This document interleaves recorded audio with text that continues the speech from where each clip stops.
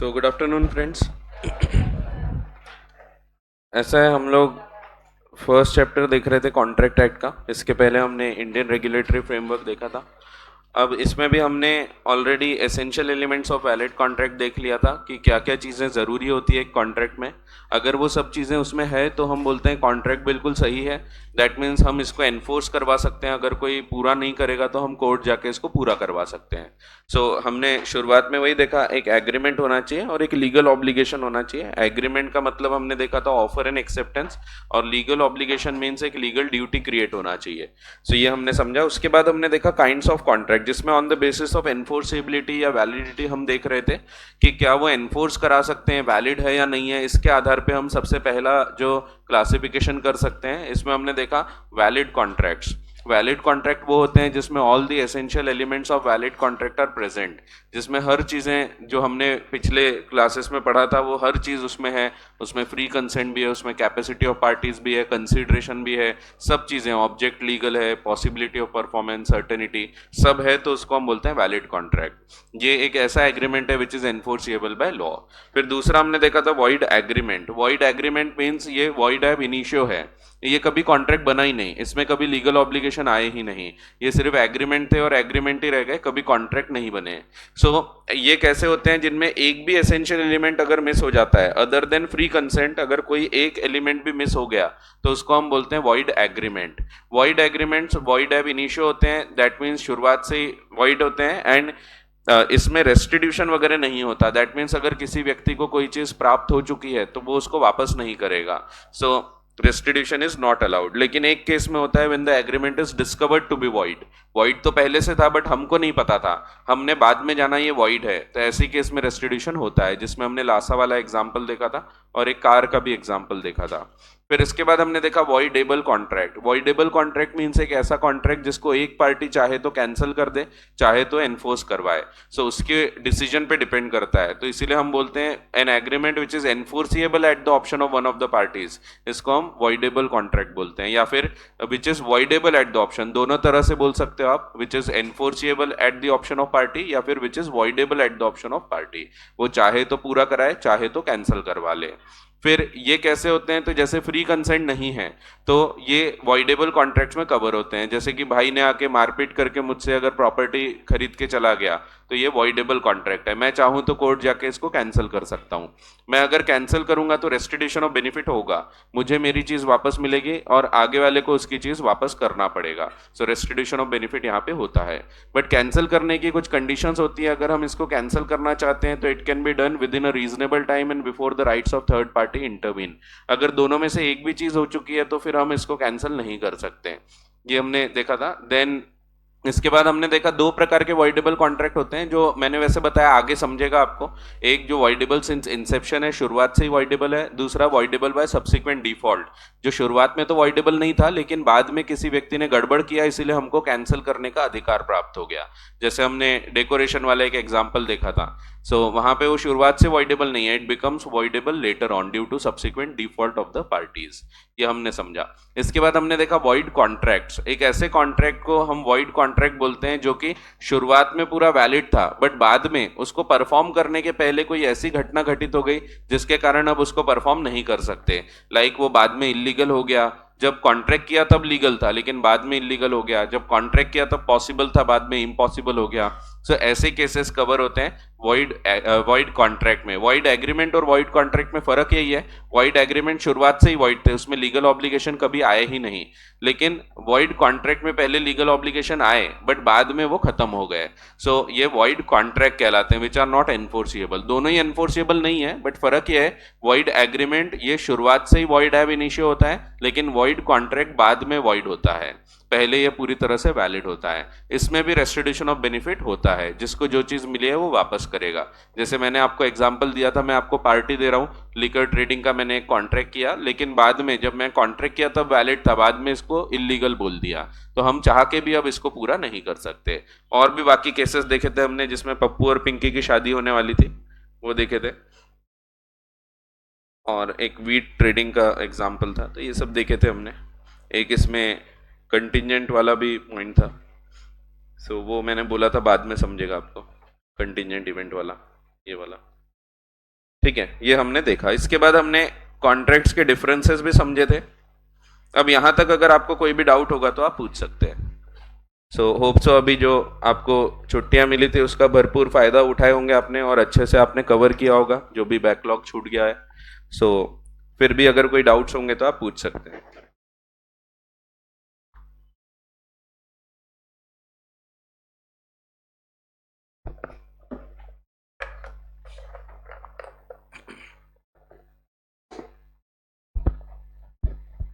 तो डायग्राम्स वगैरह बना लो। हाँ। हम्म। हम्म। हाँ, कॉम्पेंसेशन का मतलब होता है डैमेजेस। यहाँ ध्यान दो, इनका सवाल इसीलिए आया क्योंकि कॉम्पेंसेशन और रेस्टिट्यूशन में फर्क आपको पता होना चाहिए। मैंने आपको बताया था अरिजीत सिंह वाला एक एग्जाम्पल याद होगा। अरिजीत सिंह को गाना गाने बुलाते हैं हम, वो बोलता है कि 1,000 रुपये लगेंगे। सो 1,000 रुपये की उसको मैंने फीस पे कर दिया, बट वो टाइम पे गाना गाने नहीं आया। क्यों नहीं आया? तो क्योंकि उसकी तबीयत खराब है। ऐसे केस में मैं उससे कॉम्पेंसेशन क्लेम नहीं कर सकता, डैमेजेस क्लेम नहीं कर सकता, मैं सिर्फ रेस्टिट्यूशन क्लेम कर सकता हूँ। रेस्टिट्यूशन का क्या मतलब है? जो दिया था वो वापस मिल सकता है, रीएम्बर्समेंट होगा। तो दोनों में फर्क है। रेस्टिट्यूशन इसका मतलब होता है रीएम्बर्समेंट, या फिर टू पे बैक। जो चीज मिली थी वो वापस कर देना, इसको हम बोलते हैं रेस्टिट्यूशन। हमने देखे थे। मेरी फ्रेंड थी, फोटोज थी, डिलीट हो गई थी, याद है? फिर वापस आ गई थी, तो रिस्टोर हो गई, जहां थी वहां वापस आ गई। ये रिस्टोर करना हो गया, रेस्टिट्यूशन हो गया। लेकिन जब हम बात करते हैं कॉम्पेंसेशन की, तो कॉम्पेंसेशन का मतलब सिर्फ जो चीज मिली थी वो वापस करना नहीं है, इसका मतलब है टू पे फॉर द लॉस। इसको हम एक नाम और देते हैं डैमेजेस। जैसे अरिजीत सिंह नहीं आया और मैं बोलता हूं तू नहीं आया इसीलिए मेरा 5,000 रुपए का नुकसान हो गया, मैंने फ्लेक्स के बोर्ड वगैरह बनाया था, एडवर्टाइजमेंट वगैरह किया था, 5,000 रुपए का खर्चा हो गया। मैं वो भी रिकवर करना चाहता हूं, तो वो कहलाएगा कॉम्पेंसेशन। कॉम्पेंसेशन तब रिकवर कर सकते हैं हम जब कोई गड़बड़ करता है, जानबूझ के गलत करता है। जैसे वॉइडेबल कॉन्ट्रैक्ट में भाई आके मारपीट करके अगर ये कार्य कर रहा है, तो हम रेस्टिट्यूशन तो कर ही लेंगे, साथ में कॉम्पेंसेशन भी क्लेम करेंगे। लेकिन वॉइड कॉन्ट्रैक्ट में मैंने बताया, जैसे कि अरिजीत सिंह वाला एग्जाम्पल है, उसमें वो बेचारा इतना बीमार है कि वो गाना नहीं गा सकता। ऐसे केस में हम उससे कॉम्पेंसेशन नहीं मांग सकते। ठीक है। हाँ, अगर उसको पहले से पता होता कि मैं नहीं गाने वाला हूं फिर भी वो पैसा ले लेता, तो हम बोल सकते थे इसने गलत किया है। तो इसीलिए वहां पे लिखा है कि वैसे कॉम्पेंसेशन इज नॉट पेएबल, लेकिन पेएबल होता है अगर उसको पहले से पता होता है। तो ये पॉइंट अभी मैंने इस पे जोर नहीं दिया था क्योंकि ये हम आगे देखेंगे। ये अभी आने का है, तो आगे हम देखेंगे कॉम्पेंसेशन वगैरह कैसे क्लेम करते हैं, कब क्लेम करते हैं। इसके ऊपर पूरा डैमेजेस का एक चैप्टर है जो हमको आगे पढ़ना है। ठीक है। कॉम्पेंसेशन का मतलब सिंपली ध्यान रखो, दैट मीन्स जो नुकसान हुआ है उसकी भरपाई करना, इसको हम बोलते हैं कॉम्पेंसेट करना। लेकिन रेस्टिट्यूशन का मतलब है only to pay back the thing that has been given. जैसे मैंने आपको कुछ चीज दिया, आप वो वापस कर रहे हैं, ये हो गया रेस्टिट्यूशन। लेकिन उस वजह से, कॉन्ट्रैक्ट टूटने की वजह से जो नुकसान हुआ वो मैं अगर क्लेम कर रहा हूं तो ये कहलाएगा कॉम्पेंसेशन, डैमेजेस। ठीक है। तो अरिजीत सिंह वाले एग्जाम्पल से आप ये कॉन्सेप्ट को बहुत आसानी से समझ सकते हैं। ठीक है। और कोई डाउट है तो पूछ सकते हैं। वैसे मैंने आपको पूरा डायग्रामेटिक रिप्रेजेंटेशन से समझा दिया हूँ, वॉइड कॉन्ट्रैक्ट, वॉइड एग्रीमेंट, दोनों के डिफरेंस। मैंने ये भी बताया था कि अगर कॉन्ट्रैक्ट करने के पहले से ही ये वॉइड है तो इसको हम वॉइड एग्रीमेंट बोलेंगे, भले ये हमको बाद में पता लगे तो ये फिर भी वॉइड एग्रीमेंट है, because it was void ab initio. भले हमको नहीं पता था, discovered to be void, but इसके बाद अगर ये पता लग, इसके बाद अगर वॉइड होगा, पहले कॉन्ट्रैक्ट बन गया बाद में वॉइड हो गया, तो इसको हम बोलते हैं वॉइड कॉन्ट्रैक्ट। ठीक है। तो ये सब के भी डायग्राम्स बने, फिर से मत बनाओ, ये तो बना ही है आपके पास। ये सब छोटे छोटे पॉइंट्स है जिसमें आपको कंफ्यूजन हो सकता है। ये भी बता दिया था मैंने आपको कि यहाँ हमको सवाल कैसे आने चाहिए। तो क्वेश्चन ऑफ लॉ के ऊपर हमको सवाल आने चाहिए, दैट मीन्स कानून क्या बोलता है हम वो सीखने आए यहाँ पे। हम छानबीन करने नहीं आए कि कैसे पता करेंगे, कैसे प्रूव होगा, वो सब चीजें हमको नहीं देखना है। वो प्रूव करना पड़ता है लेकिन वो हमारे कोर्स का हिस्सा नहीं है। वो प्रूव करना काम होता है पुलिस वालों का, डिटेक्टिव वगैरह का, सीबीआई का, उनका काम होता है। हमारा क्या काम है कि कानून क्या बोल रहा है। हमको कानून समझना है, कानून उसके ऊपर क्या बोलता है। कभी भी कोर्ट का काम या जज का काम छानबीन करना, जांच पड़ताल करना नहीं है। कोर्ट क्या बोलता है? कोर्ट सिंपली पुलिस को बोलता है आप ये पूरे सबूत वगैरह लेके आओ। अगर सबूत है तो कोर्ट जजमेंट दे पाएगा, नहीं है तो कई बार सबूतों के अभाव में लोग छूट भी जाते हैं। तो भले ही उसने गलत किया भी होगा लेकिन फिर भी कई बार वो छूट जाता है क्योंकि प्रूफ नहीं था। ठीक है, तो हम यहां अगर दिया है ना तो हम मान लेते हैं प्रूफ हो चुका है। ठीक है, अगर हमको लिख के दिया ऐसा हुआ तो हम मान लेंगे ऐसा हुआ है। ठीक है, ऐसा है। कोई और डाउट? फिर अगला टाइप देखेंगे हम, अनएनफोर्सिएबल कॉन्ट्रैक्ट। अनएनफोर्सिएबल कॉन्ट्रैक्ट एक ऐसा कॉन्ट्रैक्ट होता है जो वैसे तो पूरी तरह से वैलिड है लेकिन इसमें कोई ना कोई टेक्निकल डिफेक्ट रह गया है, कोई छोटी मोटी फॉर्मेलिटी इसकी पूरी करनी रह गई है। वैसे पूरी तरह से वैलिड है, इसमें सब पार्टीज कॉम्पिटेंट है, बिल्कुल हर वो चीज है जो सेक्शन 10 बोलता है, लेकिन एक छोटी सी फॉर्मेलिटी रह गई है। जैसे लास्ट वाला एक पॉइंट था कि राइटिंग एंड रजिस्ट्रेशन होना चाहिए, अगर जरूरी है बोला है तो, और आपने अगर राइटिंग में नहीं किया है उस कॉन्ट्रैक्ट को तो भले ही वो वैलिड होगा फिर भी आप उसको एनफोर्स नहीं कर पाओगे। जैसे एक सिंपल सा एग्जांपल लो, मैंने अगर आपको एक प्रॉपर्टी बेचा, अब प्रॉपर्टी बेचने का कॉन्ट्रैक्ट लिखित रूप में होना चाहिए, आपने लिखा के भी ले लिया, एक स्टैम्प पेपर लेके आए, मैंने लिख के दे दिया कि मैं आपको प्रॉपर्टी बेच रहा हूं, आप खरीदने को तैयार है, इतना इतना पैसा आप मुझे दे रहे हैं। लेकिन फिर भी इसमें एक और फॉर्मेलिटी अभी बची है, इसको आपको रजिस्टर करवाना पड़ता है।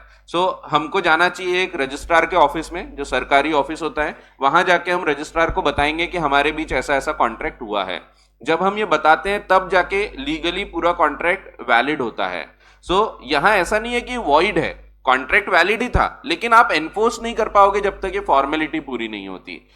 ये ऐसे कॉन्ट्रैक्ट्स होते हैं जो वैसे तो पूरी तरह से वैलिड है but they suffer from some technical defect, उसमें कोई कमी रह गई, छोटी मोटी कोई प्रॉब्लम रह गई जो आपने पूरी नहीं की है। जैसे कभी हो सकता है आपने कॉन्ट्रैक्ट बिल्कुल सही किया, उसमें किसी की साइन लेना था, वो साइन लेनी रह गई। कभी कभी होता है इंस्टीट्यूट को आपको कोई समझो डॉक्यूमेंट सबमिट करना है, अब उसमें लिखा हुआ था कि आप ये सीए की साइन लेके सबमिट करेंगे, आपने मार्कशीट वगैरह सब बनाए लेकिन सीए की साइन नहीं लिया, ऐसे ही सबमिट कर लिया। इसका ये मतलब नहीं है कि आपका रजिस्ट्रेशन वॉइड हो गया, रजिस्ट्रेशन वैलिड है बट ये जो लीगल फॉर्मेलिटी बची थी ये छूट गई है। तो आपको वहां से वो एक मेल भेजेंगे, बोलेंगे कि ये आप साइन करके वापस भेजो। जब आप ये वापस भेज दोगे तो टेक्निकल डिफेक्ट उसका रिमूव हो जाएगा and it will become enforceable. ये वैसे वैलिड रहता है बट सिर्फ इसको एनफोर्स नहीं कर पा रहे because it suffers from certain technical defects. अगर आप वो टेक्निकल डिफेक्ट को ठीक कर दोगे तो एनफोर्सिएबल हो जाएगा। कई बार होता है कॉलेज में कोई एप्लीकेशन है, उसपे प्रिंसिपल की साइन चाहिए, आपने बाकी सब तो कर लिया लेकिन वो साइन जब तक नहीं मिलेगी तब तक it will not be enforceable. वो छोटे मोटे जो डिफेक्ट होते हैं, लाइक रजिस्ट्रेशन नहीं किया, सिग्नेचर नहीं लिया, किसी की अटेस्टेशन नहीं कराया, या फिर स्टैम्प ड्यूटी पे नहीं किए हैं उसके ऊपर, तो ऐसी चीजों को हम बोलते हैं टेक्निकल डिफेक्ट। बाकी कॉन्ट्रैक्ट पूरे वैलिड है लेकिन ये डिफेक्ट्स है, इन डिफेक्ट्स को अगर आप रिमूव कर लोगे तो फिर ये एनफोर्सिएबल हो जाते हैं। इन कॉन्ट्रैक्ट्स को हम अनएनफोर्सिएबल कॉन्ट्रैक्ट्स बोलते हैं। अनएनफोर्सिएबल contract is one which suffers from some technical defect. It is valid in itself but is not capable of being enforced. ये enforce नहीं कर सकते in the court of law because of non-observance of some technical formalities such as insufficiency of stamp. जैसे कि आपने stamp duty नहीं पे किया, इनसफिशियंसी ऑफ स्टैम्प का मतलब है स्टैम्प ड्यूटी।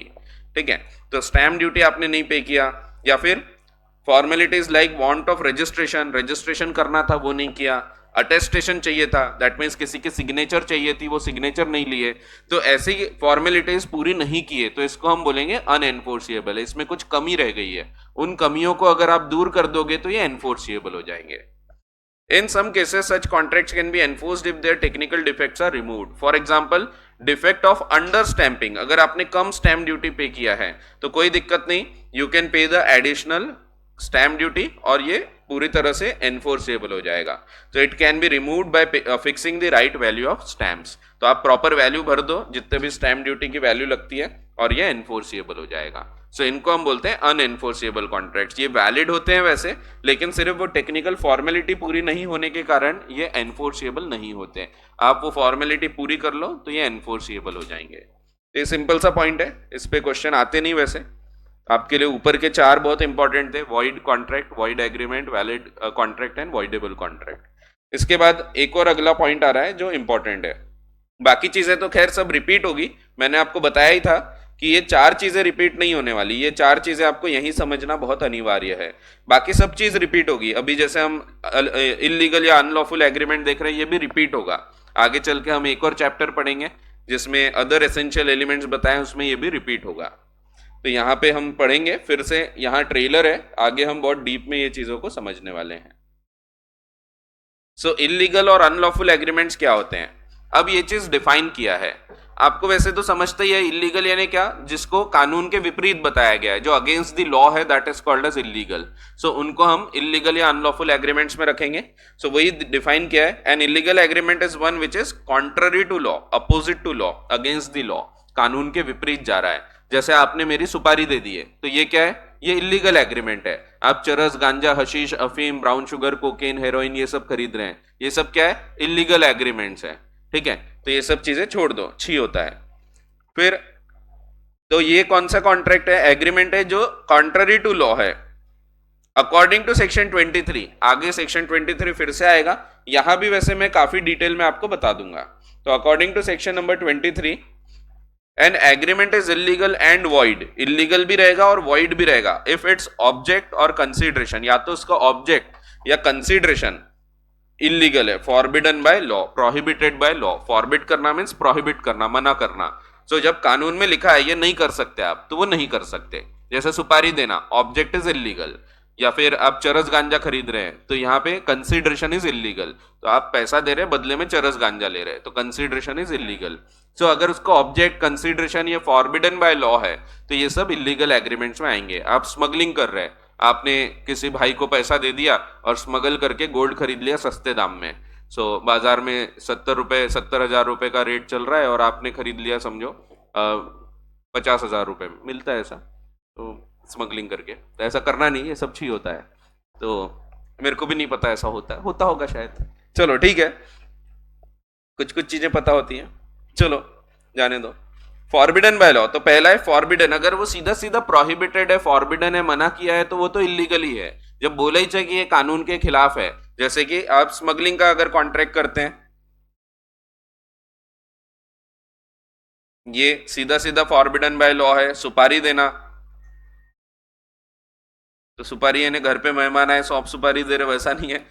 सुपारी देना है ना, किसी को मारने की सुपारी देना, इसको कॉन्ट्रैक्ट किलिंग भी बोलते हैं contract killing, but it is not a contract. ठीक है, सो सुपारी। फिर और भी बहुत सारे आ सकते हैं, ड्रग्स हो गया, ड्रग्स खरीदना बेचना, ये सब फॉरबिडन बाय लॉ है, इलीगल है, सीधा सीधा मना किया है, तो ये सब चीजें आप नहीं कर सकते। फिर दूसरा, और तो पहला वो वाला एग्रीमेंट इलीगल है जो सीधा सीधा फॉरबिडन बाय लॉ है। दूसरा वो वाला एग्रीमेंट जो सीधा तो फॉरबिड नहीं किया है, बट वो अगर परमिट कर दिया जाए तो किसी ना किसी कानून के प्रावधान डिफीट हो जाएंगे। सो ऐसे एग्रीमेंट्स को भी हम इलीगल बोलते हैं, जो सीधा इलीगल नहीं है, ऐसा लिखा नहीं है कि आप ऐसा नहीं कर सकते, बट फिर भी अगर वो परमिट किया जाए तो फिर कोई ना कोई कानून डिफीट होगा।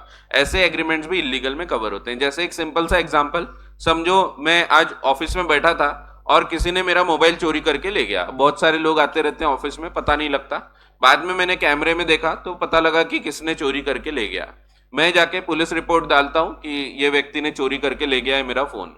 अब उसको किसी ने जानकारी दे दिया कि शर्मा जी ने तेरे ऊपर एक्शन लिए हैं, वो पुलिस कंप्लेंट कर रहे हैं। अब वो मुझे फोन करता है, बोलता है शर्मा जी मैं आपको आपका फोन वापस करता हूं, आप वो कंप्लेंट वापस ले लो। अब मैं बोलता हूं नहीं नहीं, मैं कंप्लेंट कर दिया, आप कोई वापस नहीं लूंगा। तो वो बोलता है कि शर्मा जी बात सुनो, आप एक काम करो, मोबाइल भी रखो और 10,000 रुपए एक्स्ट्रा रखो और जाके कंप्लेंट वापस ले लो। अब ऐसा कहीं लिखा नहीं है, ऐसा नहीं किया जा सकता, कोई कानून में ऐसा नहीं लिखा है कि आप ऐसा एग्रीमेंट नहीं कर सकते। लेकिन अगर ये एग्रीमेंट परमिट किया जाए तो क्या होगा, तो कानून का एक प्रावधान डिफीट हो जाएगा। जो चोर है उसको सजा होनी चाहिए, लेकिन अगर हम ऐसा एग्रीमेंट करेंगे तो वो सजा से बच जाएगा। सो इसको भी हम इलीगल मानेंगे। ऐसे भी एग्रीमेंट जिसमें मैं किसी को, चोर को सजा से बचा रहा हूं, या कोई भी ऐसा कार्य कर रहा हूं जिससे कोई कानून डिफीट हो रहा है, कानून का प्रावधान है, चोर है तो उसको सजा होनी चाहिए, क्योंकि आज सजा नहीं होगी तो वो और उसके हौसले बुलंद होंगे, कल चलकर और बड़ी बड़ी चोरी करेगा। वो सोचेगा यार अच्छी बात है, फंस गए तो वापस कर देंगे चीज, और क्या। और चोरी करना चालू करेगा। इसीलिए चोर है तो सजा होनी चाहिए, कानून का प्रावधान है। लेकिन अगर मैं ऐसा एग्रीमेंट करूंगा तो वो सजा से बच जाएगा, तो it would defeat the provision of any law. So ऐसे एग्रीमेंट्स भी इलीगल होंगे। It is not directly forbidden by law, but if permitted it would defeat the provisions of any law. अगर ये परमिट कर दिया जाए तो ये कोई ना कोई कानून के कोई ना कोई प्रावधान को डिफीट करेंगे। सो इन एग्रीमेंट्स को भी हम इलीगल में कवर करते हैं। तो सेकेंड जो सेक्शन 23 के हिसाब से इलीगल एग्रीमेंट में आता है, that is it is of such nature that if permitted it would defeat the provisions at any law. कोई ना कोई कानून के प्रावधान को ये डिफीट करेंगे, जिसमें आप ये एग्जाम्पल ध्यान रख सकते हैं, रॉबर वाला।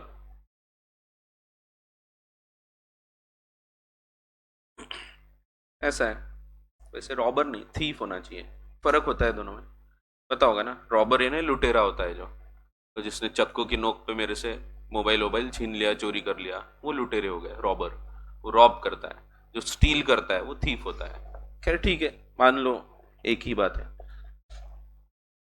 फिर तीसरा, ऐसा एग्रीमेंट जो सीधा सीधा फ्रॉडुलेंट है, ये भी इलीगल रहेगा, ये भी अगेंस्ट लॉ है। भले ही सीधा सीधा नहीं भी लिखा रहेगा तो भी ये इलीगल है। किसी के साथ धोखाधड़ी कर रहे हैं, जैसे कई बार मैसेजेस आते हैं, आप जीतते हैं 5 लाख ग्रेट ब्रिटेन पाउंड्स, आपको मैसेज आता है, आपको लगा है पेटीएम की तरफ से 50,000 रुपए का इनाम। ये क्या है? ये फ्रॉड है, ये सब इलीगल है। तो ऐसी जो भी चीजें होती है जो फ्रॉड नेचर की होगी, ये सब भी इलीगल में कवर होगी। ठीक है, मैसेज आते होंगे आपको, ऐसे आते कि नहीं आते? तो आरबीआई कहता है सतर्क रहें, ऐसी कोई भी लिंक पे क्लिक मत करें जो लिंक भेजी जाती है। मेरे को भी खूब आते हैं, आपके अकाउंट में इतने पैसे जमा हो गए हैं, निकालने के लिए लिंक पे क्लिक करिए, तो वो क्लिक नहीं करना कभी भी। सो उनको कुछ रिप्लाई विप्लाई भी नहीं करना, नहीं तो रिप्लाई कर रहे हैं हाँ वही कर लिया, तो ऐसा कुछ भी नहीं करना, तो नहीं तो फंसते जाएंगे अपन। तो फंसा ही लेते हैं वो लोग किसी ना किसी तरह से, रोज पेपर में आता है एक ना एक कोई व्यक्ति फंसा है। जनरली बुजुर्ग लोग ज्यादा फंसते हैं उसमें, तो शेयर मार्केट में पैसा लगाएंगे बोल के उनसे पैसा ले लेते हैं और फिर डुबा देते। रोज पेपर में एक ना एक आता ही है, तो हर दिन कोई ना कोई साइबर क्राइम का शिकार हो रहा है। नागपुर में, बाहर तो होते ही हैं, नागपुर में भी रोज पेपर में एक ना एक आता है, फ्रंट पेज की न्यूज होती है। तो रोज एक ना एक फंसता है कोई ना कोई। अच्छी बात है, अच्छी बात नहीं है, गंदी बात है। तो ये भी क्या है, ये भी इलीगल ही है। जब वो छपड़ जाएंगे, छपड़ेंगे ने प्राप्त हो जाएंगे, मिल जाएंगे। सो छपड़ना है ना प्राप्त होना। तो अब नागपुर में ऐसी भाषा यूज होती है, हिंदी मराठी दोनों मिक्स करके यूज करते हैं ना अपन। अपनी ना हिंदी प्योर है ना मराठी प्योर है, तो ना सापड़ला बोलेंगे ना मिला बोलेंगे, छपड़ा। तो छपड़ा है ना समझ जाना पड़ता है, तो नागपुर की भाषा है। ठीक है, आप पुणे जाके मराठी बोलो तो वो बोलेंगे, ये समझ जाते हो कि ये नागपुर से आया है, क्योंकि उनकी मराठी प्योर है, अपनी मराठी अलग ही है। सो मराठी भी, हिंदी भी, इंग्लिश भी, सभी पूरा मिक्स हो गया है। तो अपन हाउ बोलते हैं, हाँ तो बोलते नहीं कभी। हाउ भाई कहाँ है, हाउ आ रहा हूँ तो हाँ ठीक है। सो हाउ वर्ड ही नहीं है कोई। कभी पढ़े आपने इंग्लिश, हिंदी पढ़ रहे, हिंदी ग्रामर, हाउ कहीं नहीं है तो हाँ रहता है, नहीं रहता है, नहीं तो बोलते नहीं, नहीं नहीं बोलते अपन। ठीक है, जो भी है। चलो, एक्चुअली अपनी गलती नहीं है, अपन भी अपनी जगह सही है। पूरा कौन बोलता है? तो नहीं कोई बोलता ही नहीं, सिर्फ नहीं बोलते हैं। और अंग्रेज भी ऐसे ही रहते हैं, अंग्रेजी ऐसी बोलते हैं। अपने को लगता है अरे कितनी अच्छी इंग्लिश बोल रहा है, वो ऐसे पढ़ेगा, इन्वॉल्व्स और इम्प्लाइज इंजरी। इंजुरी पूरा नहीं पड़ेगा, अपन बोलेंगे इंजुरी, इंजुरी। तो हाँ एक्चुअली पर्सन, पर्सन, पर्सन नहीं बोलेगा वो, कभी पर्सन बोलेगा। सो अपन जैसे हिंदी बोलते हैं ना, लेकिन वो हिंदी ज्यादा अच्छे से बोलेगा। अगर आप उसको कुछ ऑफर कर रहे हैं कि ये लो खाने के लिए, वो बोलेगा नहीं मुझे नहीं चाहिए, पूरा बोलेगा वो सही बोल रहा है। हम बोलते नहीं चाहिए, चाहिए, चाहिए भी नहीं, चाहिए, वो प्रॉपर बोलेगा नहीं चाहिए, लेकिन अपन को समझ जाता है हाँ वो गड़बड़ है कुछ। तो वो इंग्लिश ऐसी बोलता है, अपन को लगता है वो इंग्लिश अच्छी बोल रहा है, लेकिन वो खा जाते हैं आधे आधे वर्ड्स। जैसे अपन हिंदी खा जाते हैं वैसे इंग्लिश खा जाते हैं। अब ठीक है, जो भी है, चलो वापस आते हैं, कहाँ जा रहे हैं हम। तो फ्रॉडुलेंट, अगर ये फ्रॉड है, जैसे कि फॉर एग्जाम्पल आपको मिलता है पेटीएम की लॉटरी,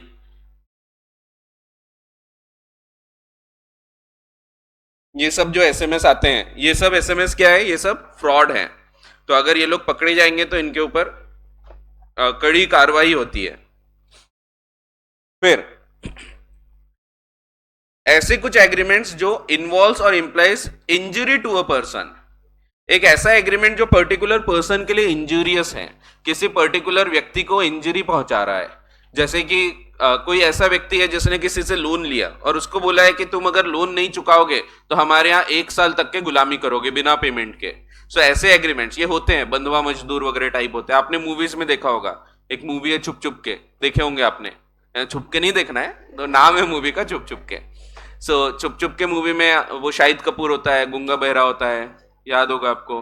फिर करीना कपूर होती है, वो भी गूंगी बहरी होती है, वो असली की गूंगी बहरी होती है और ये नकली वाला होता है। तो बनता है ऐसा फिर वो बोलते हैं कि जब तक मैं तुम्हारा लोन नहीं चुकाता मेरे दोनों भतीजे तुम्हारे यहाँ गुलामी करेंगे। फिर उसके बाद वो राजपाल यादव रोटियां खा रहा है और बर्तन कौन अच्छे धोता है, कपड़े कौन अच्छे धोता है, देखे होंगे आपने, तो मैं धोता हूँ मैं धोता हूँ, फंस जाता बेचारा। तो अपने को देख के वैसे एंटरटेनमेंट हो रहा है, लेकिन रियल लाइफ में अगर किसी के साथ ऐसा हो तो बहुत ही खतरनाक स्थिति हो जाती है। और ये भी इलीगल में कवर होते हैं, ऐसे एक्चुअल में होते हैं, ये जो मूवी में बताते ना कहीं होते हैं। अपने आपने को नहीं दिखती ये सब चीजें, लेकिन अभी भी बहुत सारे शहरों में गाँव में ऐसी चीजें दिखती हैं कि किसी गरीब किसान ने लोन लेके आया, उसको बोले देख तू वापस नहीं करेगा तो साल भर तू बिना तनख्वाह के मेरे यहाँ काम करेगा। सो ऐसे केस में अब बेचारे के साथ तो नुकसान हो रहा है। सो ऐसे एग्रीमेंट्स भी अगेंस्ट द लॉ माने जाते हैं, भले ही सीधा सीधा it is not forbidden but it will also be covered under illegal. So वही दिया है। तो if it involves injury to the person, या तो उस पर्सन को इंजरी पहुंचा रहा है, जैसे एग्जांपल में हमने मूवी का एग्जांपल देख सकते हैं हम चुप चुप के, वो मूवी में देखा ही होगा आपने, मूवीज देखा करो बहुत कुछ सीखने को मिलता है। सो अच्छी वाली मूवीज देखा करो चलो ठीक है। और इट इन्वॉल्व्स और implies injury to a person or property of another, वैसे ही किसी की प्रॉपर्टी को इंजुरियस है तो ये भी इसी में कवर होगा। जैसे किसी ने समझो 1 लाख रुपए मेरे से उधारी लेके गया, मैं बोलता हूं तो अगर 1 लाख रुपए नहीं चुकाएगा तो तेरी 1 करोड़ की प्रॉपर्टी मेरी, तो ये again injurious to that particular property है, क्योंकि 1 लाख अगर 1 करोड़ से कंपेयर करो तो सिर्फ 1% है। 1% अमाउंट के लिए आप इतनी बड़ी प्रॉपर्टी नहीं रख सकते। सो वो भी इलीगल में कवर होगा। सो इफ इट इन्वॉल्व्स और implies injury to person or property of another. या फिर तीसरा आखिरी पांचवा, if the court regards it as immoral or oppose to public policy. तो अपोज टू पब्लिक पॉलिसी का मतलब है अगेंस्ट सोसाइटी। कुछ कुछ चीजें ऐसी होती है जो कानून में तो मना नहीं किया है बट फिर भी कोर्ट उसको गलत मानता है, अनैतिक मानता है, इमोरल मानता है। सो इमोरल और इलीगल में फर्क होता है, पता होगा आपको। इलीगल यानी जो कानून जिसकी आजादी नहीं देता वो इलीगल है। इमोरल यानी वो जो कानून में नहीं लिखा है बट फिर भी गलत है, उसको हम इमोरल बोलते हैं। सो ये भी एक मूवी में बड़ा ही खतरनाक डायलॉग था, आपने देखे क्या पता नहीं, once upon a time in Mumbai दोबारा। उसमें वो सुल्तान मिर्जा बोलता है मैं उन चीजों की स्मगलिंग करता हूं जिसकी इजाजत मेरा कानून नहीं देता, उनकी नहीं करता जिनका इजाजत मेरा जमीर नहीं देता। तो जमीर यानी मॉरल्स, ज्यादा ही हो गया थोड़ा, जमीर यानी सिंपल, मॉरल यानी सही गलत से जो डील होता है दैट इज मॉरल, ठीक है। सो अगर कोर्ट इसको इमोरल बोलता है, कोर्ट इसको अपोज टू पब्लिक पॉलिसी बोलता है, तो अगेन ये भी इलीगल में कवर होंगे, भले ही वो कानून में नहीं लिखा है। कई बार ऐसी चीजें होती है, जैसे कि नागपुर में जब हुक्का बार चालू हुए थे, हुक्का बार देखे होंगे आपने। सो पहले हमारे टाइम पे चालू हुए थे ये, उस टाइम पे ऐसा कोई कानून नहीं हुआ करता था और हुक्का बार इलीगल भी नहीं था। इलीगल क्यों नहीं था? क्योंकि उसमें कोई ऐसा निकोटिन वगैरह नहीं होता, कुछ नहीं होता, सिर्फ धुआं उड़ाते हैं लोग। लेकिन इससे क्या हो रहा था, हमारे टाइम पे जब हम लोग पढ़ते थे, उस टाइम पे 2008 वगैरह की बात है, उस टाइम पे बहुत सारे बच्चे यानी मेरे फ्रेंड्स लोग भी हुक्का बार में ही बैठे रहते थे। सुबह 9 बजे से चले गए, शाम को एकदम 9-10 बजे रात को निकलते थे वो घर के लिए। सो ऐसी हालत हो गई थी।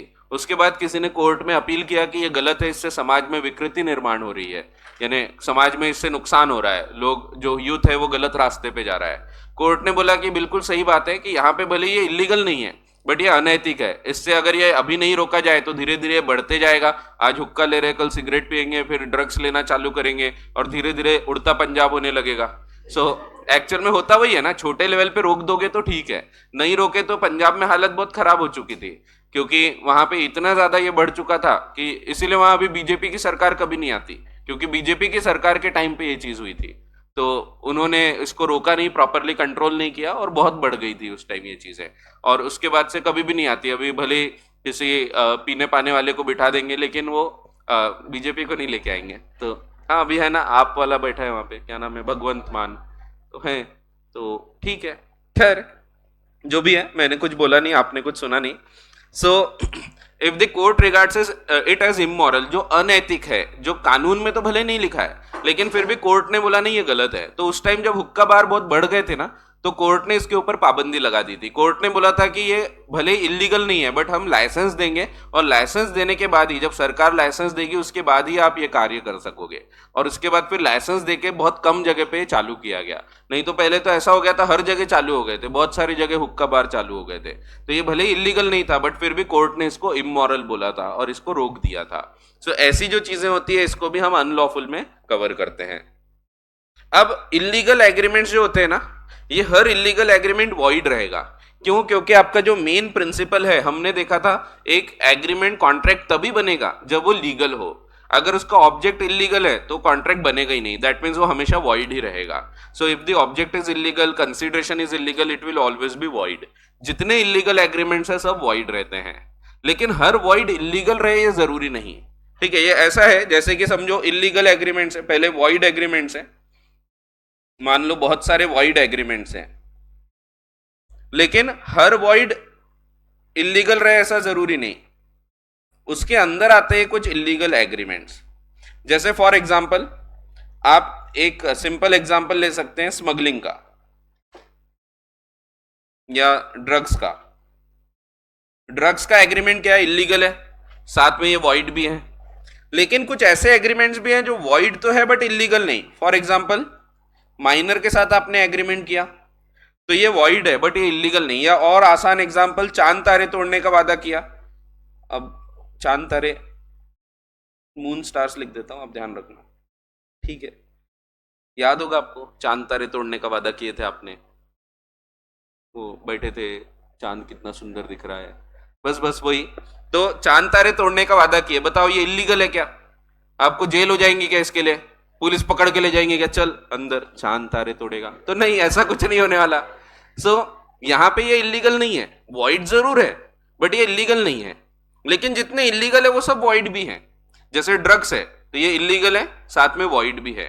बट कुछ ऐसे भी होंगे जो वॉइड है बट इलीगल नहीं, जैसे माइनर का एग्रीमेंट, ये वॉइड है बट ये इलीगल नहीं कहलाता। ठीक है, वैसे ही चांद तारे तोड़ने का वादा करना, आप दुकान जाके बोलते हैं भैया 2 किलो तेल भेज दो, 2 लीटर तेल भेज दो घर पे। अब ये इलीगल नहीं हो गया, आपने तेल कौन सा होना क्या होना नहीं बताया, तो इलीगल थोड़ी है। वॉइड जरूर है because it is uncertain but it is not illegal. तो हर इलीगल एग्रीमेंट जो होता है ये वॉइड रहेगा, लेकिन हर वॉइड एग्रीमेंट जो यहां आ रहे हैं ये इलीगल रहे ऐसा जरूरी नहीं। तो हर वॉइड एग्रीमेंट इलीगल नहीं होते बट हर इलीगल वॉइड जरूर होते हैं। ठीक है, अब इलीगल एग्रीमेंट्स में क्या होगा? इलीगल एग्रीमेंट में अट्रैक्ट पनिशमेंट एंड प्रोसिक्यूशन। इसमें पनिशमेंट हो सकती है, प्रोसिक्यूशन जेल हो सकती है। प्रोसिक्यूशन मींस जेल वगैरह अंडर क्रिमिनल लॉ, तो ये क्रिमिनल ऑफेंस कहलाते हैं। An agreement which is collateral to an illegal agreement also becomes illegal. It is like a contagious disease. ये समझते हैं एक दूसरे एग्जाम्पल से।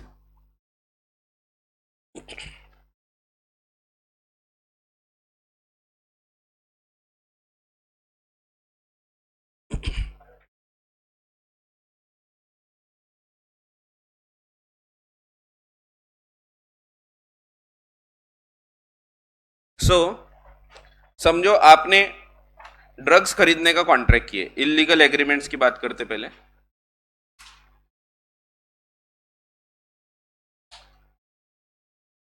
और यहां पे वॉइड एग्रीमेंट्स,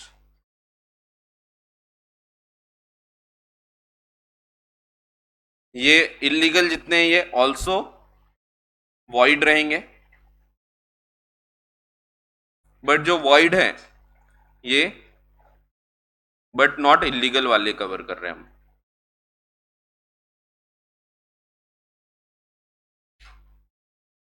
ठीक है, तो समझते हैं इनको एक एग्जाम्पल के हिसाब से। समझो आपने ड्रग्स खरीदने का एक कॉन्ट्रैक्ट किए, ये आप हो, आप जाते हो एक भाई के पास, ये भाई है,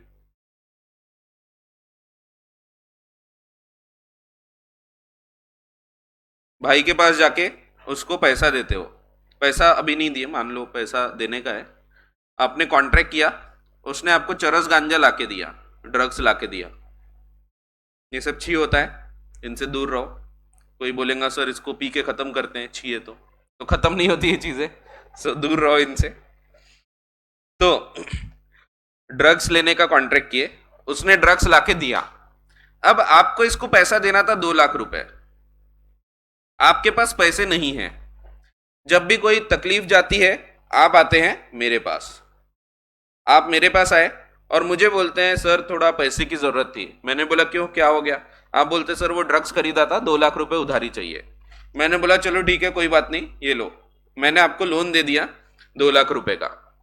अब आपका जो मेन एग्रीमेंट है ये क्या है? ये इलीगल है, और इलीगल होने के साथ साथ वॉइड भी है। अब मुझे ये पता है, आई एम अवेयर कि आप गलत काम कर रहे हैं, इलीगल काम कर रहे हैं, फिर भी मैं आपको पैसा दे रहा हूं, लोन दे रहा हूं। इस एग्रीमेंट को हम एक नाम देते हैं कोलैटरल ट्रांजैक्शन। कोलैटरल का मतलब है जो साथ साथ चल रहा है उसके। सो कोलैटरल या सहायक है, इंसिडेंशियल, जुड़ा हुआ है उससे। सो ऐसे ट्रांजैक्शंस, क्योंकि मैं एक इलीगल काम को बढ़ावा दे रहा हूं तो इसको भी हम इलीगल मान लेंगे, एंड ये भी वॉइड रहेगा, क्योंकि जितने इलीगल होते हैं सब वॉइड होते हैं। सो आपका अगर मेन एग्रीमेंट इलीगल है, ये हो गया आपका मेन एग्रीमेंट, ये अगर आपका इलीगल है तो उससे जुड़ा हुआ जो एग्रीमेंट रहेगा जिसको हम कोलैटरल ट्रांजैक्शन बोलते हैं, collateral transaction is also illegal and hence void. इसी का मतलब है, दूसरे शब्दों में अगर मैं आपको बताऊं तो यहां पे मैंने जो आपको लोन दिया वो लोन का पैसा भी मैं वापस नहीं ले सकता, क्योंकि वॉइड एग्रीमेंट्स में there is no restitution. So restitution भी नहीं होगा। सो मुझे मेरा पैसा भी वापस नहीं मिलेगा। आपको मैंने पैसा दे दिया, मैं कल चलकर वापस मांगूंगा तो आप अगर मना करते हैं तो मैं कोई एक्शन नहीं ले सकता। मैं कोर्ट जाके क्या बोलूंगा, इनको लोन दिया था मैंने ड्रग्स खरीदने को, तो मेरे को भी अंदर कर देंगे, क्योंकि मैं गलत काम को बढ़ावा दे रहा हूं। सो जितने भी एग्रीमेंट्स जुड़ जाते हैं इलीगल एग्रीमेंट से, और हमको पता है, अगर पता नहीं है तो ये रूल नहीं लगेगा, तो ही शुड बी अवेयर। तो ये अवेयर रहना भी अनिवार्य है। अगर मुझे पता ही नहीं था, आप नॉर्मली आके बोलते हैं सर बहुत दिक्कत है, 2 लाख रुपए का लोन चाहिए, मुझे पर्पस नहीं बताते किस चीज के लिए चाहिए, और मैं ऐसे ही आपको लोन देता हूं तो यहां कुछ इलीगल काम को मैं बढ़ावा नहीं दे रहा। लेकिन अगर मुझे पता है फिर भी मैं आपकी सहायता कर रहा हूं तो मैं भी उतना ही गुनहगार हूं जितना आप हैं, और इसीलिए यहां पे वो एग्रीमेंट जो इससे जुड़े हुए हैं वो भी इलीगल माने जाते हैं और वो भी वॉइड हो जाते हैं। तो इसको हम दूसरे शब्दों में बोल सकते हैं, N agreement which is collateral, an agreement which is collateral to the illegal agreement is also illegal and hence void। तो collateral transactions भी illegal और void हो जाएंगे। बट अगर यहीं पे अगर हम दूसरा एग्जांपल लेते हैं जहां पे आपने एक void एग्रीमेंट किया जो इलीगल नहीं है, आप समझो जाते हैं एक पर्टिकुलर अपने फ्रेंड के यहाँ जाते हैं, उसके यहाँ एक लड़का है, छोटा बच्चा है, उसका भाई, ये बच्चे से आपने पैसा देके, पैसा था नहीं, आपने पहले PS4 खरीद लिया और इसको बोला कि बेटा मैं तेरे को 5,000 रुपए पे कर दूंगा। अब 5,000 रुपए उसको देने के थे, आपके पास पैसे नहीं थे, और जब पैसे होते नहीं है तो याद आते हैं शर्मा जी, आप मेरे पास आते हैं, मैं पूछता हूं क्या हो गया, तो आप बताते हैं कि वो 5,000 रुपए चाहिए थे लोन के रूप से, क्योंकि मुझे माइनर को ये पैसा देना है। अब ये जो एग्रीमेंट है आपका, ये क्या है? ये वॉइड एग्रीमेंट है। बट ये इलीगल है क्या? तो नहीं, ये इलीगल नहीं है।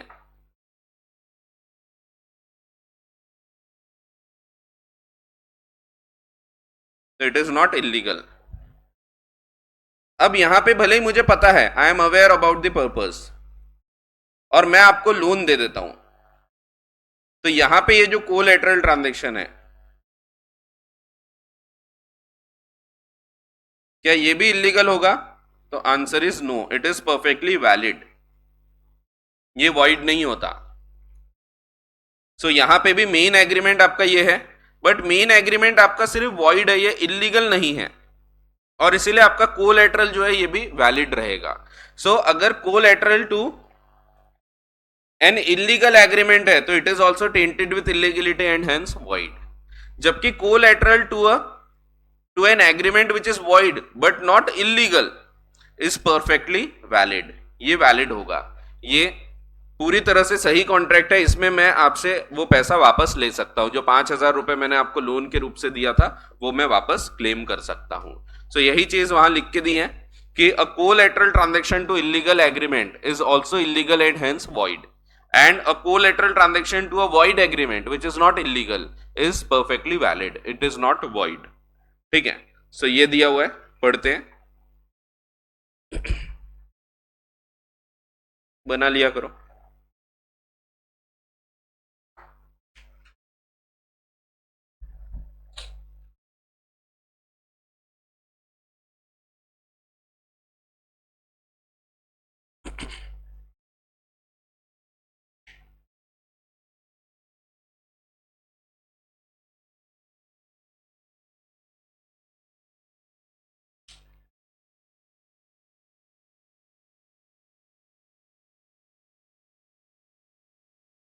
हम्म।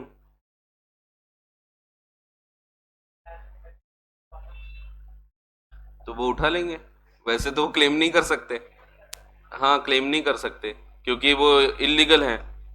तो यहाँ पे ये इलीगल है, ये वॉइड है, ये थोड़ा ऐसा सोच रहे हैं कि अपन एक काम करेंगे, ड्रग्स ले लेंगे, पैसे नहीं देंगे, तो भाई छोड़ते नहीं। तो हम बच नहीं सकते ऐसे लोगों से। हम सोचते हैं भले लीगली नहीं रिकवर कर सकते हो, बट वो उनके पास बहुत तरीके होते हैं, सो बहुत तरीके से रिकवर कर सकते हैं, तो इसीलिए ऐसा काम करना ही चाहिए, छोड़ दो ये सब चीजें। तो हाँ, ये भी रिकवर नहीं कर सकते क्योंकि ये कौन है, ये ड्रग्स बेचने वाला है, तो ये जब इलीगल है ये भी वॉइड है, इसमें भी ये क्लेम नहीं कर सकता, इट इज नॉट एनफोर्सिएबल। और अगर आपने दे भी दिए होंगे और ये ड्रग्स लाके नहीं देगा तो you can not recover it, क्योंकि रेस्टिट्यूशन भी नहीं होता। ठीक है, तो ऐसे काम करने ही क्यों, जो पता ही है गलत है, तो ऐसी चीज तो करना ही नहीं चाहिए। ठीक है, वो कौन, नहीं कर सकते ना, यहां वही तो बताया मैं कि ये वॉइड है, तो दैट मीन्स मैं भी अपना लोन रिकवर नहीं कर पाऊंगा। हाँ, फिर वहां पे कर सकते, वही मैं बताया, ये अवेयर होना चाहिए, अगर ये अवेयर नहीं है तो फिर वहां रिकवर कर सकते हैं। ठीक है, चलो, इसलिए मैं रीड करने के बाद डाउट्स लेता हूं, तो एक बार रीड करेंगे तो ये डाउट्स अपने आप ही कवर हो जाएंगे। सो देखो, इलीगल एग्रीमेंट्स में attract punishment and prosecution under criminal law, an agreement which is collateral to illegal agreement. अब ये लाइन समझेगी आपको, एक agreement which is collateral to an illegal agreement also becomes illegal. It is like a contagious disease, ये ऐसी बीमारी है जो जिस जिसको टच करेगी वो बीमार होते जाएगा। सो कंटेजियस डिसीज है, and is fatal not only to the main contract but also to collateral transactions. Difference between void and illegal agreements, अब वैसे तो मैंने बता दिया आपको, वॉइड एग्रीमेंट्स, हर वॉइड एग्रीमेंट इलीगल रहे जरूरी नहीं, बट हर इलीगल एग्रीमेंट वॉइड जरूर रहेगा। सो वही समझते हैं। एक illegal agreement is narrower in scope, narrow है वो, कम है illegal agreements, void agreements are wider in scope, so void agreement ज्यादा है। So an illegal agreement is narrower in scope than a void agreement. All illegal agreements are void. Her illegal agreement void जरूर है, but all void agreements are not necessarily illegal. For example, an agreement with a minor is not illegal, though it is void, but it is not illegal. Collateral transaction, अभी जो मैंने आपको बताया वही point है। When an agreement is illegal, other agreements which are incidental or collateral to it are also tainted with illegality, hence void. Tainted means ग्रस्त हो जाना, अफेक्ट हो जाना, अफेक्टेड। मैंने आपको बताया था, वैसे ऐसे वर्ड्स आएंगे थोड़े हैवी, तो आपको कोई दिक्कत नहीं है, आप डिक्शनरी लेके ये पढ़ सकते हैं। वैसे तो मैं बताते ही जाता हूँ पढ़ाते पढ़ाते, बट अगर कोई वर्ड आपको बाद में ध्यान आए जो डिफिकल्ट लगे तो आप उसका मीनिंग डिक्शनरी से ले सकते हैं। फिर इलस्ट्रेशन दिया है, अब मैंने आसान इलस्ट्रेशन दिया है, ये भी इजी थे वैसे। इसमें इलस्ट्रेशन दिया है, इंडिया और पाकिस्तान ये टेस्ट मैच खेल रहे हैं नागपुर में, तो नागपुर में मैच हो रही, X of Nagpur agrees to pay ₹1 lakh to Y if India wins. तो एक्स है नागपुर का, ये वाई को एग्री करता है कि मैं तुमको ₹1 लाख पे करूंगा अगर इंडिया जीत जाएगी तो ये क्या हो गया, ये हो गया वेजरिंग एग्रीमेंट, सट्टा लगा रहा है वो, तो वेजरिंग या बेटिंग हो गई है। तो वेजरिंग एग्रीमेंट, ये एग्रीमेंट क्या किया है, X of Nagpur agrees to pay 1 lakh to Y if India wins. The match is won by India, अब इंडिया जीत गई, इसको पे करना पड़ेगा, and in order to pay Y X borrows ₹1 lakh from Z. X ने जाके जेड के पास से पैसा लेके आया, ₹1 लाख का लोन लेके आया, बोरो किया। Who is aware of the purpose, ये इंपॉर्टेंट चीज है, उसको पता होना चाहिए। अगर नहीं पता है तो यहां पे ये वाला एग्रीमेंट वैलिड रहेगा अगर नहीं पता है तो, ठीक है। तो he should be aware of the purpose. So आपका मेन एग्रीमेंट क्या हो गया, वेजरिंग है, ये इलीगल है एंड हेंस वॉइड भी है। तो आपका जो कोलैटरल रहेगा ये भी इलीगल हो जाएगा।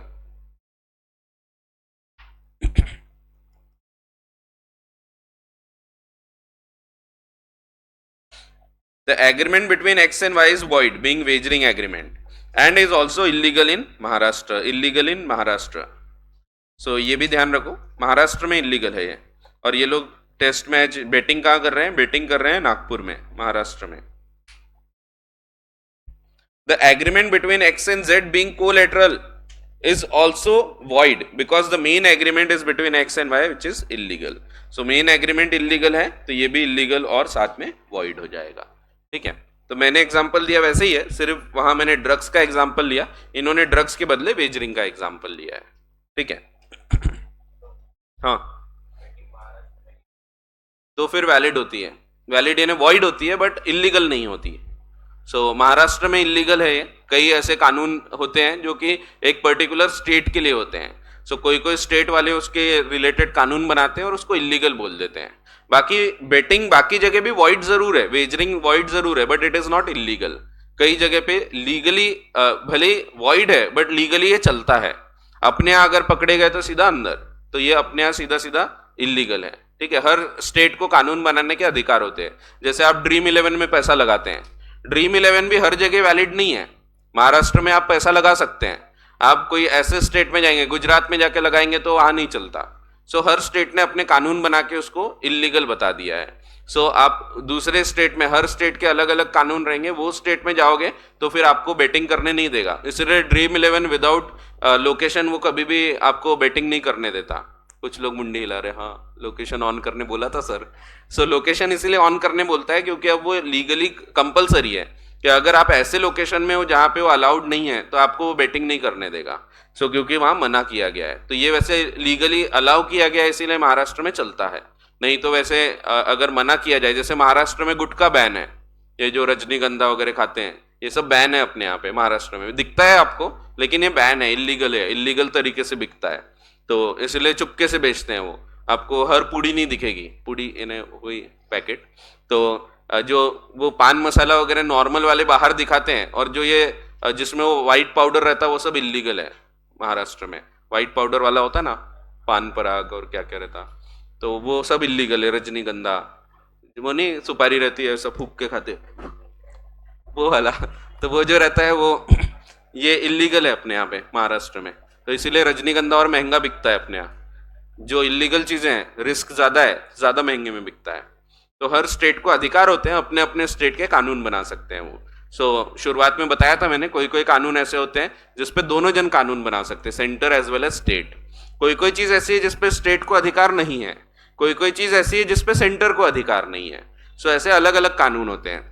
तो ये वाली चीजों पे दोनों जन कानून बना सकते हैं, स्टेट गवर्नमेंट भी और सेंट्रल भी। स्टेट ने अगर बैन किया है तो फिर आप वो कार्य नहीं कर सकते। जैसे महाराष्ट्र में बेटिंग इज इलीगल, ठीक है, आप ऐसा नॉर्मल सट्टा लगाते पकड़े गए तो इलीगल। ड्रीम 11 चलेगा क्योंकि वो अलाउ किया है महाराष्ट्र में, ठीक है, बट करो मत। मैं ये नहीं बोल रहा चलेगा यानी करो, ये सब मत करो, इसमें डूब के ही बाहर आते हैं कभी भी। क्योंकि जीत रहे हैं तो और जीतने को खेलेगा व्यक्ति, और जब आप उससे पैसा निकालने जाओगे वो बोलेगा 30% टीडीएस कटेगा। आपने 1000 रुपये जीत भी गए, निकालने गए तो 700 रुपये निकाल पाओगे। बाकी पैसा वो काट लेंगे। इसीलिए करो ही मत ना, गाय को जाते इधर उधर, अपना पढ़ाई करो, मस्त अच्छे से लाइफ जियो, और फिर पैसा तो हाथ का मैल है, ऐसा किसी ने बोला है। बाबू भाई, बाबू भैया, अरे पैसा हाथ का मैल है रे राजू। राजू ने बोला है क्या? अच्छा, राजू ने बोला है बोलते, ठीक है जो भी है। तो ये सब महान संत लोग हैं, इनका क्या। एक और एक ऐसी महान संत है, उसने बोला है ये पूरी दुनिया जो है पित्तल दी है, सिर्फ बेबी डॉल ही सब। चलो ठीक है, ठीक है, ठीक है, वापस आते हैं। कितनी गहरी बात है, लेकिन सब पित्तल दिए यानी सब मोह माया है। चलो ठीक है।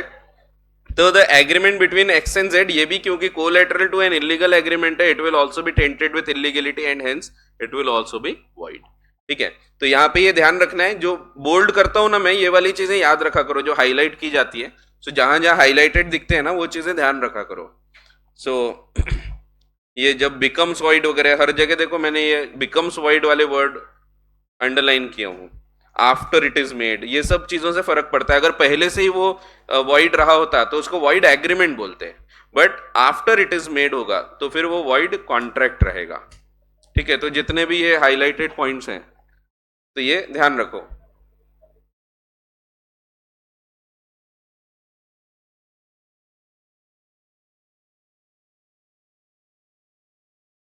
चलो ठीक है, फिर अगला पॉइंट।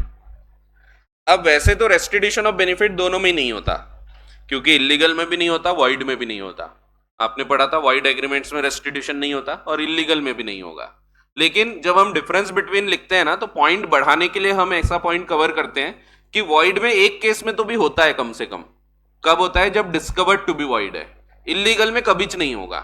ठीक है, सो restitution in case of illegal agreements, illegal agreement में no right or remedy is available to either party, hence money paid under an illegal agreement cannot be recovered। जो पैसा दिया गया है वापस नहीं ले सकते। अगर आपने मेरी सुपारी दे दिए थे 1 लाख रुपए, भाई को दे दिया, उसने मुझे नहीं मारा तो आप वो पैसा भी वापस नहीं ले पाओगे। किसी से ड्रग्स खरीदे थे, पैसा दे दिया, उसने ड्रग्स लाके नहीं दिया तो आप रिकवर नहीं कर पाओगे। Under section 65 if an agreement is discovered to be void, section याद रखने की जरूरत नहीं है, लेकिन अगर एक agreement discovered to be void है, नोन टू बी वॉइड वाली बात नहीं हो रही, डिस्कवर्ड टू बी वॉइड वाला केस, तो ऐसे केस में any person who has received advantage or benefit must restore it or make compensation for it. तो यहां पे रेस्टिट्यूशन रहेगा। ठीक है, कब? जब discovered to be void cases होते हैं। एंड लास्ट डिफरेंस है पनिशमेंट। इलीगल एग्रीमेंट्स के लिए पार्टीज को पनिशमेंट हो सकती है अंडर क्रिमिनल लॉ, जबकि वॉइड एग्रीमेंट्स के लिए जो इलीगल नहीं है उसके लिए कोई ऐसी पनिशमेंट नहीं होती। जैसे मैंने आपको बताया कि ड्रग्स खरीदते हुए हम अगर पकड़े गए तो हमको जेल वगैरह भी हो सकती है, लेकिन चांद तारे तोड़ने का वादा करते पकड़े गए तो ऐसे केस में कोई जेल वेल नहीं होगी। ठीक है, तो यहाँ कोई पनिशमेंट नहीं है। वो पनिशमेंट अलग होगी, ब्रेकअप वेकअप हो सकता है, झगड़े होंगे, वो अलग बात हो गई, लेकिन लीगली पनिशमेंट नहीं हो सकती। ठीक है, सो ऐसा है। सो इलीगल एग्रीमेंट्स में पनिशमेंट भी होती है, वॉइड एग्रीमेंट्स में पनिशमेंट नहीं होती। सो वैसे इलीगल एग्रीमेंट्स फिर से आएंगे, ये हम फिर से पढ़ने वाले हैं आगे आने वाले चैप्टर्स में, जिसमें हम other essential elements of valid contract पढ़ेंगे, उसमें हम ये फिर से देखने वाले हैं। यहाँ वैसे मैंने काफी डीप में आपको अच्छे से बता दिया हूँ, वहां पे थोड़े एग्जाम्पल्स और एक्स्ट्रा रहेंगे, बट रहेगा वही कॉन्सेप्ट और फिर से हम ये देखने वाले हैं। फिर ये हो गया पहला क्लासिफिकेशन खत्म, जहां पे on the basis of validity या एनफोर्सिबिलिटी हमने क्लासिफाई किया था एक कॉन्ट्रैक्ट को। अब जो दूसरा क्लासिफिकेशन है ये है on the basis of formation of contract. Formation के आधार पे कॉन्ट्रैक्ट को कैसे क्या क्लासिफाई किया जा सकता है ये देखते हैं।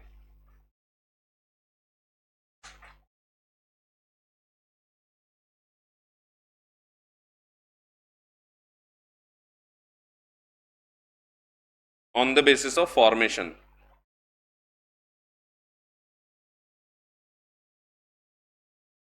वो बने किस प्रकार से उस हिसाब से हम इसको क्लासिफाई कर सकते हैं। पहले एक्सप्रेस कॉन्ट्रैक्ट,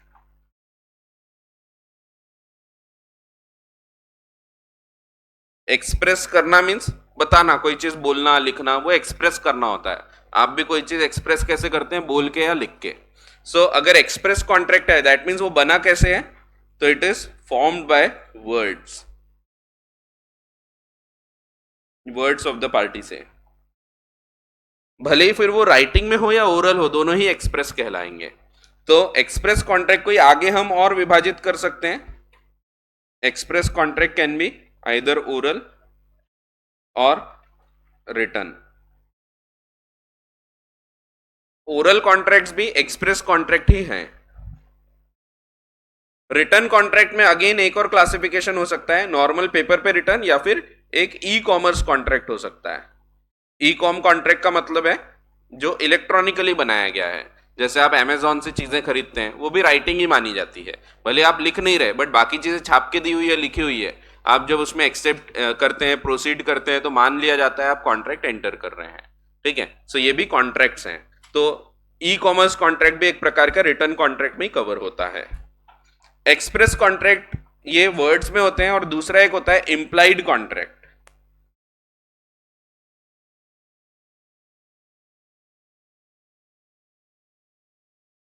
इंप्लाइड कॉन्ट्रैक्ट्स का मतलब है which are not in words, जो शब्दों के द्वारा नहीं बने हैं बट फिर भी कॉन्ट्रैक्ट बन गया। जैसे समझो आप कोई बाहर गांव से आए, आप समझो मुंबई से नागपुर आए, ट्रेन से आए, और दुरंतो एक्सप्रेस आती है, रात को निकले थे, सुबह यहां पे नागपुर में पहुंचे। आप अकेले हैं, आपके पास 3 बड़े बड़े सूटकेस हैं। अब वो 3 बड़े सूटकेस लेके आपको प्लेटफॉर्म नंबर 8 से प्लेटफॉर्म नंबर 1 पे बाहर आना है। अब इतना लंबा सफर है, मुंबई से यहां तक तो था ही, बट वहां उसमें तकलीफ नहीं थी। अब इतना सारा आपको सामान लेके, लगेज लेके जाना है, आप बड़े टेंशन में दिख रहे हैं। सामने एक रेड कलर के कपड़े पहने हुए, यहाँ पे 786 का बैच लगा है, कुली नंबर 786, तो उसके पास बैच वगैरह लगा हुआ है, वो आता है। वो आके आपको सिर्फ नमस्ते करता है, आप उसको नमस्ते करते हैं, वो आपके तीनों बैग उठाता है और आगे आगे वो चलने लगा। आप उसके पीछे पीछे चल रहे हैं। वो बाहर आके पूरे जो भी लगेज वगैरह है वो निकाल के रख देता है, और बाद में बोलता है साहब पैसे। अब क्या आपको इसके पैसे देना पड़ेगा क्या? तो यस, देना पड़ेगा। ये भी एक कॉन्ट्रैक्ट बन गया। आपने तो कुछ बोला नहीं, ना उसने कुछ बोला, ना कुछ लिखा गया, बट फिर भी जो हालात हो गए, जो हालात निर्माण हुए, उसके कारण हम बोल रहे हैं यहां भी कॉन्ट्रैक्ट है। ये समझाना भी नहीं पड़ा, क्योंकि आपने खुद ही बोला कि पैसे देना पड़ेगा। क्यों? क्योंकि यहां पे ऐसे कोई रिलेशन क्रिएट हो गए हैं जिसमें भले वर्ड्स यूज नहीं किए बट फिर भी कॉन्ट्रैक्ट बन गया। इसको हम बोलते हैं इंप्लाइड कॉन्ट्रैक्ट। इंप्लाइड यानी मान लेना, इंप्लाइड का मतलब ही होता है मान लेना। हमने मान लिए कि कॉन्ट्रैक्ट बन गया है। ऐसे केसेस जहां पे शब्द इस्तेमाल नहीं किए गए बट फिर भी मान लिया गया, कॉन्ट्रैक्ट क्रिएट हो गया, that is called as implied contract. जैसे कुली वाला एग्जांपल मैंने आपको बताया, जिसमें आपने कुछ बोला नहीं, उसने कुछ बोला नहीं, फिर भी कॉन्ट्रैक्ट बन गया। इनको हम और 2 भागों में विभाजित कर सकते हैं। इंप्लाइड कॉन्ट्रैक्ट्स को इंप्लाइड बाय लॉ,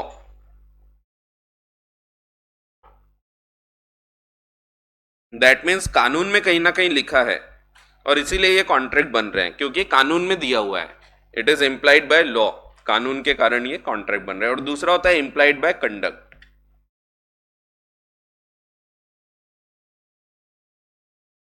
जहां कुछ कानून में भी नहीं लिखा है बट फिर भी कंडक्ट ऐसा हुआ है जिसके कारण कॉन्ट्रैक्ट बन गया। जो इंप्लाइड बाय लॉ है, इसको हम एक नाम और देते हैं, इसको हम बोलते हैं क्वासी कॉन्ट्रैक्ट। इस पे पूरा एक चैप्टर पढ़ना है हमको, तो अभी हल्की फुल्की चर्चा करेंगे, बाकी पूरा चैप्टर डिटेल में हमको पढ़ना है। और इंप्लाइड बाय कंडक्ट को हम एक नाम देते हैं tacit contracts.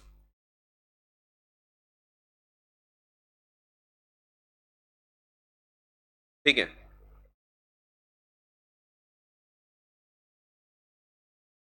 So on the basis of formation, contract can be either express contract or implied contract. express contract means जो शब्दों में बनाए जाते हैं, implied contract means जो शब्दों के अलावा बने हैं। express contract can again be further classified into oral contract and written contract. written contract में normal and e-commerce contract ऐसे 2 कॉन्ट्रैक्ट आते हैं। फिर implied contract में implied by law और implied by conduct of parties, जिसमें कोई वर्ड्स यूज नहीं किए बट फिर भी हमने मान लिया कि कॉन्ट्रैक्ट का निर्माण हो गया है, इनको हम बोलते हैं implied contracts। इसके बारे में अगली क्लास में हम चर्चा करते हैं। अभी ये डायग्राम तो बना ही दिया, खत्म हो गया है वैसे ये कॉन्सेप्ट, अगली क्लास में हम देखते हैं। ठीक है, हाँ बना लो, जिन्होंने नहीं बनाया बना लो। चलो, थैंक यू।